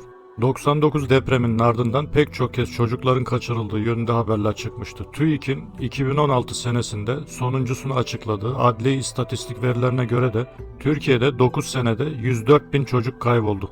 Bu çocukların büyük bölümünün bulunduğu ifade edilse de kaçının bulunamadığı bilinmiyor. Ancak Türk halkının çocuk kaçırma vakalarıyla Amerika'yı ilişkilendirmesinin tek nedeni bu haberler değil. Mesela Sami McIntosh 1978 senesinde Adana'da doğuyor. Kendi anlatımına göre İncirlik üssünde görevli bir Amerikalı asker Sami'yi doğduğu gün bir çarşafa sarılı şekilde hastanenin arka merdiveninden kaçırıyor. McIntosh 41 yaşındayken gerçek ailesini aramak için Türkiye'ye döndüğünde belgede sahtecilik yapılarak Amerika'ya nasıl götürüldüğünün hikayesini detaylarıyla anlatıyor. McIntosh şöyle diyor: "Doğduğum gün Doktor ÖS Amerikalı aileme bir mesaj göndererek Türk bir çocuğun prematüre olarak dünyaya geldiğini ve derhal hastaneye gelmelerini bildirmiş. Amerikalı ailem hastaneye gitmiş ve 30 dakikalıkken beni almışlar. Hemşire hastanede beni Amerikalı aileme verdiğinde çarşaflara sarılı vermiş. Amerikalı anne babam hastaneden doğumuma ait resmi belgeler istemiş. Ancak hemşire onlara bebeği de alıp derhal hastaneyi terk edin talimatını vermiş. Aynı hemşire Amerikalı anne ve babama arka merdivenlerden hastaneyi terk edin diyor ve Amerikalı ebeveynlerim kanlı çarşafları sarılı herhangi bir doğum belgesi olmayan bir Türk erkek bebeğiyle hastaneden ayrılıyorlar." Hatice ve Seçil Berberoğlu'nun hikayesi de bir o kadar enteresan. İki kız kardeş bir Türk avukat aracılığıyla Amerikalı askere satılıyor. Anne Şükran Berberoğlu kocasının bir tablaya çocuğunu sattığını belirtiyor. 25 sene sonra Michel ve Britanya olarak Türkiye'ye dönen Hatice ve Seçil, Esra Erol'un programında gerçek annelerine kavuşuyor. Seçil'in söyledikleri ise çok ilginç. Evlat verildiği Amerikalı ailenin 4 çocuğu varmış. Bunların biri biyolojik çocukları, diğer 3'ü ise İncirlik'ten alınmış. Yayına katılan bir seyirci başka bir ailenin de 7 çocuğunu birden Amerikalılara sattığını söylüyor. Bir diğeri çıkıyor, bambaşka bir çocuk satma hikayesi anlatıyor ve bu hikayelerin hiçbiri normal bir evlat edinme sürecine benzemiyor. 80'lerden bu yana İncirlik üssündeki askerlere satılan çocukların sayısı binlerle ifade ediliyor. Eski CIA şeflerinden Robert David Steele şöyle bir itirafta bulunuyor. Ben dünyadaki tüm Amerikan üslerinin kapatılması gerektiğini düşünüyorum. Bizim dünya üzerinde 1000 tane askeri üs bulundurmamız konusunda insanların farkına varamadıkları nedenlerden biri de şudur. CIA, silah, uyuşturucu, altın, para ve küçük çocuk kaçakçılığında buralar kullanılmaktadır. Ancak Steele'nin daha sonra mahkeme salonunda verdiği ifade çok daha kan dondurucu. Amerika'da satmak üzere çocuk yetiştiren insanlar var ve bunların satışı nüfus kağıtları olmadan yapılıyor. Bu kolayca öldürülebilirler, kimse onların nerede olduğunu sormaz demektir. Aynı zamanda uçaklar dolusu çocuk ithal ediyoruz. Yine hiç belgesi, evrakı olmayan çocuklar. Bu sadece çocuk istismarı veya köleliği değil, aynı zamanda çocuk işkencesi. Adrenalize kan, satanist dünyasının kan içme törenleri var. Aynı zamanda çocukların organ almak için kullanılması var. Sonra ayin törenleri ve ritüel cinayetler var. Sistemi biliyorum. Dünyanın her yerinde casusluk yaptım. Türkiye'den aileler kandırılarak ya da doğumda ölü gösterilerek Amerika'ya götürülen çocukların tam sayısı bilinmiyor. Nasıl bir yaşam sürdüklerine dair de çok az bilgi var. Ancak Epstein vakası gösteriyor ki gittikleri yerde sıhhatli bir toplum yapısı bulunmuyor. Zaten bazılarının da çok zorlu hayatları olduğu, genç yaşlarda hayatını yitirdikleri anlaşılıyor. Bir de bu satışlara aracılık eden avukatlar, doktorlar, hemşireler, emniyet mensupları var. Politikacıların tamamının ise bu olaylardan ve bu ticaretten habersiz olmaları mümkün mü?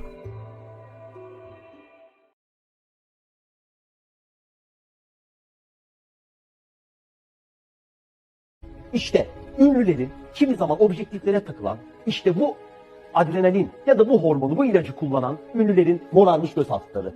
Iron Man, evet burada. Ben Affleck burada. George Bush orada. Eski Dışişleri Bakanı biliyorsunuz burada. İngiltere Bakanı biliyorsunuz burada. İngiltere Kralı orada. Papa bile bunu kullanmış. Hepsinin kimi zaman fotoğraf kayıtlarına baktığınızda gözlerinin kenarında morartı görüyorsunuz. İşte yan etkisi. O iğneden olmuşlar. Ve bu resim. Suratımıza tokat gibi çarpan şu resim. Çocuklardan alınırken bu, korkmaları gerekiyor ya. Çocuklara işkence yapılıyor. Çocukların tam ölüm anında kanları çekiliyor ve bu ilaç haline geliyor. Bu yasaklanmış. Dünyada günde kaç çocuk kaybediyor biliyor musunuz? 2500. Her gün dünyada 2500. Hepsi de geri kalmış ülkelerin çocukları. İşte onları bazı çeteler alıyor, işkence ederek öldürüp o andaki hormonu çekerek zenginlere satıyorlar. Peki, WikiLeaks'te de bunun yazıldığını biliyor musunuz? O meşhur WikiLeaks belgeleri vardı biliyorsunuz. 2012'den sonra Amerika'da yasaklanmış. Bu What is this shit? That stuff? Adrenochrome. Adrenochrome? Well, it's this way in which one forces through microneedling. It's like a little roller with these, some of you, I think many of you know it. And it pushes through the skin and ruptures the collagen and then boom. Sarah? Carrie, what are you pushing into the skin? Well, you push in whatever the facialist would like to insert into your pores. But what is it? It is an extraction from a piece of skin that came from a young person far, far away. And they somehow figured out how to extract. It's foreskin from a Korean baby.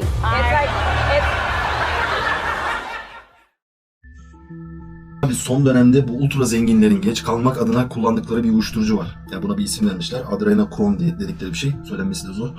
Yani çocukların kaçırılması, bunların üzerinde yapılan deneyler hani üzerinde çok fazla durmadı. Gençlik iksiri dedikleri adrenochrome nedir? Mesele bu adrenalin serumu diye adlandırılan ve bebeklerden alınan adrenalinin serum haline getirip insanlara enjekte edilerek onları gençleştirme hikayesi değil aslında. Çünkü tıbbi olarak bizi seyreden doktorlarımız da çok net bilirler ki bebekteki adrenalinle insandaki adrenalin arasındaki protein yapıları birbirlerinden farklı değil. Yani bir bebeğin kanını da alıp kendine alsan bir müddet sonra senin vücuduna uyum sağlayacak. Bir pedofili hastalığı var ve bu dünyayı sarmış durumda. Tabii bunun için yüksek maliyetler gerekiyor. Sebep, ben anlatırken de çok zorlanacağım bu alanı ama küçük kardeşlerimizi belki videodan biraz uzak tutmak lazım. Anne babalara söylüyorum. Çünkü insan ticaretinde çocuk ticareti, bebek ticareti hali hazırda geçmişten beri gelen bir şey. Yerinde bir şey değil bu. Ta Firavun dönemlerinde var olan bir şeydir. Bu neden böyle? Yani neden insan 6 yaşında, 5 yaşında hatta 3 yaşında bir kız çocuğuna ya da erkek çocuğuna bu muameleyi yapar? Tarih boyunca özellikle şeytani yapıdan gelen insanlar gençleşme ve genç kalmanın bebeklikte var olan bir sır olduğuna inanmışlar. Bunlarla cinsel ilişkiye girenin, bunun kanınla onun kanını kendi kanına almanın, onun kanından serum üretmenin, onunla cinsel ilişkiye girmenin insanı dinçleştireceğine, insanı yaşlandırmayacağına inanıyorlar. Ve bu Firavun döneminden beri var olan bir değer. Sonrasında Roma'ya geçiyor. Bizler bunu Avrupa'da İngiliz kraliyetinde, aile yapısında görüyoruz. Burada var. Fransızların mason ekolünde var. Fransız masonluğu biraz farklıdır. Cinselliğe çok önem verir. Bu seks yöntemlerinde çok genç kızlarla beraber olmanın yaşlı bir erkeği nasıl hayata döndürdüğü anlatılır. Sonrasında derler ki ya öyle bir kız olmalı ki hiç adet görmemişse bu kız. Bundaki enerji hiçbir şeyde yok.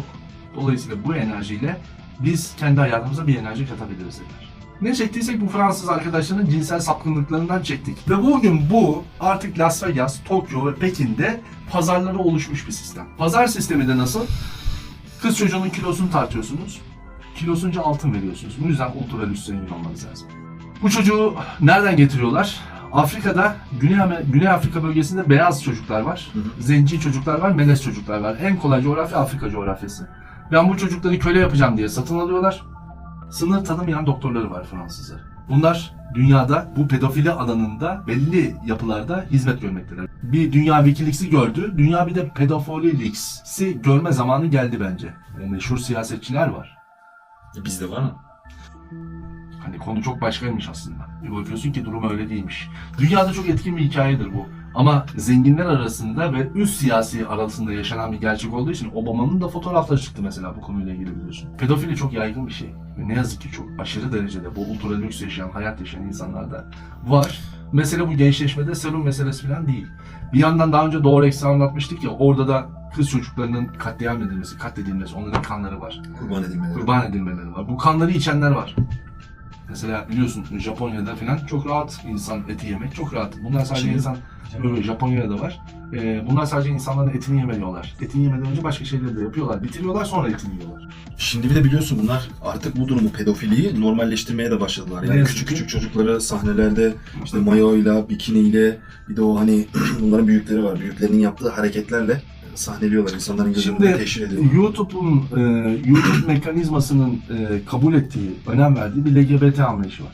Buna şimdi giremiyoruz zaten oraya. Giremiyoruz. Yani YouTube'da LGBT ile alakalı bir video yaparsanız bu video otomatik olarak sistemde desteklemiyorsunuz eğer bunu tabii desteklemiyorsan. Bu LGBTİ grubunun bir kısmı var ki hani uç kısmı, zaten uçtalar da ucun da bir ucu daha var. O uç kısmı pedofili kısmı. Pedofili kısmı da büyümüş kadınların, kızlarımızın, mesela bir Aleyna Tilki. Oturup bir ayıyla kıyık çekiyorsunuz bir bebek görüntüsüyle. YouTube çok sevdi mesela, sürekli önerilen videolardaydı. Sürekli. Kaç milyon zaten şu anda. Milyonları aşıp gitmiştir. Sebep şudur. Elbette ki izleyicisi vardır. Bir but matematiğinden bahsetmiyorum ama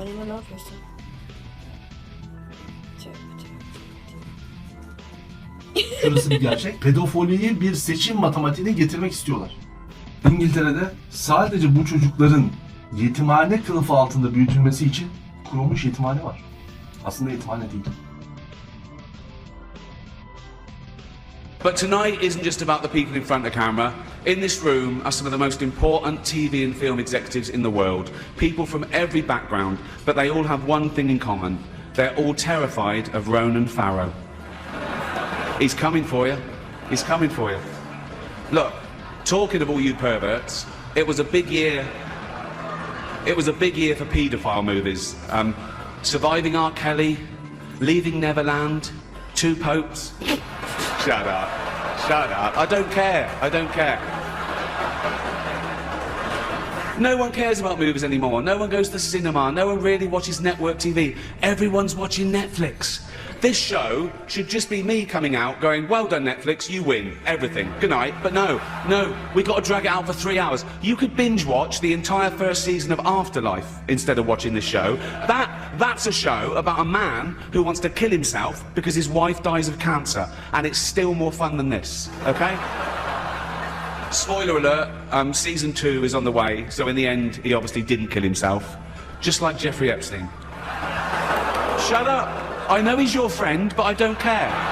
Çin'de her sene binlerce, on binlerce çocuk kayboluyor. Nerede Bunların oldukları izini bilmiyor. kimse bilmiyor. Etinde Dünyada yiyorlar, da. pedofilde de kullanıyorlar. Temel matematik. Bunların içerisinde bir enerji olduğu düşüncesi ve bu enerjinin kullanılması. Ne yazık ki siyasi dünyada ve ultra lüks yaşam dünyasında çok yaygın bir konu ve çok rahat bir konu artık bu. Çünkü uyuşturucuyla başlıyorsunuz bu serüvene. Uyuşturucuyla kardeş bir konu bu. Çünkü normal bir insanın pedofili olması bu kadar kolay bir süreç değil. Uyuşturucu veriyorsunuz, sonra pedofili partileri var. Bu partilere katılıyorlar. Moskova'da çok meşhurdur, Las Vegas'ta çok meşhurdur, Londra'da vardır, Paris'te vardır. Bu partilerde alışkanlık başlıyor ve sonra devam ediyorsunuz. Pedofiliyi uyandırabilecek sistematiği, öne alabilecek klipler, çocuk kanallarına çok dikkat etmek gerekiyor. Bakın, çocuklarınızın fotoğraflarını sosyal mecrada paylaşmayın. Evet. Özellikle dünyanın en büyük porno site serverları İtalya'da. İtalya'daki bu serverlarda her sene bir yenilemeye gidiliyor. Yani konsept geliştirmeye gidiyorlar. Ve bu konsept dünyada sürekli olarak şu anda pedofiliye kayıyor. Onu öne çıkarıyorlar. Onu ön plana çıkarıyorlar. Pornografinin ne olduğunu ve ne olmadığını bu gençlik bilmediği için ve artık genç yaşta evlenme dönemi de kapandığı için. İster kız çocuğunuz, ister erkek çocuğunuz şortla, kısacık eteklerle sokağa çıkarmayın. Bakın, hayatın bir gerçeği var. Kadın güzeldir. Ve güzel olan şey sadece masum olanlar tarafından değil, sapıklar tarafından da izlenir. Yani bu neye benziyor biliyor musun? Tatile gideceksin, evini kilitlemiyorsun, anahtarla kilitlemiyorsun. Bir de Instagram'dan fotoğraf çekiyorsun, tatildeyiz diye. Geriye gidiyorsun, hırsıza küfür ediyorsun. Bakın dikkat edin, sadece kız çocuğu demiyorum, erkek çocuklarınızı diyor. Bu zaman içerisinde çok deformasyona uğradı. Ve bir bakıyorum ki şu an ben çocuk kıyafeti satan ülkemin de markalarına çocuk şortu satıyorlar. Hayırdır? Çünkü Afrika'da önce fotoğrafını çekip gönderiyorlar, siz o kız çocuğunu beğeniyorsanız kaçırıyorlar. Önde geleni kaçırmıyor. Fotoğrafları çekiliyor, kaçırılıyor. Şimdi ben bir bakıyorum, tüm genç çocuklar evleniyorlar, çocuk hemen bebeğin fotoğrafı. Ya ne gerek var? Bulgaristan, Sırbistan, bu ülkelerde Avrupa'nın pedofili merkezleri buralar. Satışının temellendirildiği, sınır boylarındaki kaçakçılığın bir parçası olarak yapıyor. Bazen mültecinin çocuğu öldü diye söylüyorlar. Halbuki çocuğunu çoktan kaçırıp başka bir yere taşımışlar. Ya çocuğun çıplaklığı modernizm değil, çağdaşlık değil. Hayır. Tamam, bu özgürlük değil. Hayır, kesinlikle. Bunu insanların anlaması lazım. Değil. Dindar olmasan bile bu işin bir edebi var ya. Yani kızını koruma içgüdüsüdür bu. Bir baba kızını korur. Bir anne erkek oğlunu koruma güdüsü. Aralarındaki ilişkiden kayıtlı. Siz bunu yapmıyorsanız, onu yapma. Sonuç nereye varacak? Online oyunlarda mesela bugün PUBG gibi karşılıklı konuşma, yani grup halinde bir savaş yapıyorlar, karşılıklı konuşmalar var. Dikkat ettik, biraz inceledik. Ruslar orada çocuklarla iletişim kurmaya çalışıyorlar. Yani canlı konuşma olan oyunların oynanmasına çocuklarınıza izin vermeyin. Bir oyunda grup konuşma söz konusu olsa kesinlikle izin vermeyin. Bunu nasıl engelleyeceksin abi? Kapatacaksınız. Kendi oyununuzu bulacaksınız. Cennet her ananın ayağı altında değil. Cennet inancıyla, değeriyle dünyaya namzet kadının ayakları altında. Ana diye her ananın ayağının altına öpeceksek yandık biz. Geçmiş olsun. Böyle bir hikaye yok. Anne olsun, ayağının altında da halı olur. Ama değilse kusura bakma, sen daha ana olamamışsın. Bugünkü genç kızlarımız evlenmeye değil, flört etmeye hazırlanıyorlar ve kendi anneleri tarafından. Bu toplumda bu çocukları bu anneler yetiştirir kardeşim. Anneye acıyoruz ya, niye acıyım ki? Sen o kıza o imkanı tanımışsın veya babası tanımış. İlkokulda şu anda sevgili olmak normal bir şey. Evet. İlkokul 1. sınıf. Hayır canım, niye bütün öğretmenler ben başım tacı olsun ya, böyle bir saçmalık olabilir. Bütün insanlara o zaman bütün insanlar harikadır diyeyim, kullanamaz. Bunu insan, ahlaksız bir insan öğretmense hala ahlaksızdır yani. Anne ise hala ahlaksızdır yani. Anne ya da baba olmak bir adım ahlaklı yapmıyor, o ayrı bir şey. Bunu iyi ayırmadığımız için bu haldeyiz biz.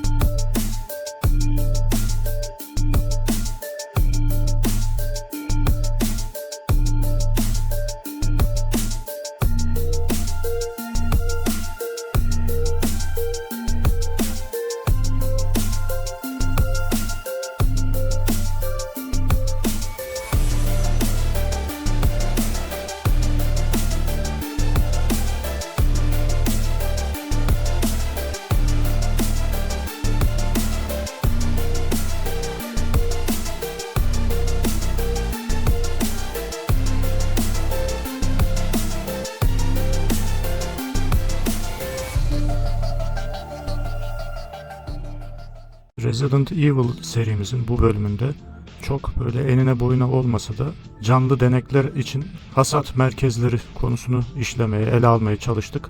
Görüşmek üzere. Selam hidayete tabi olanların üzerine olsun.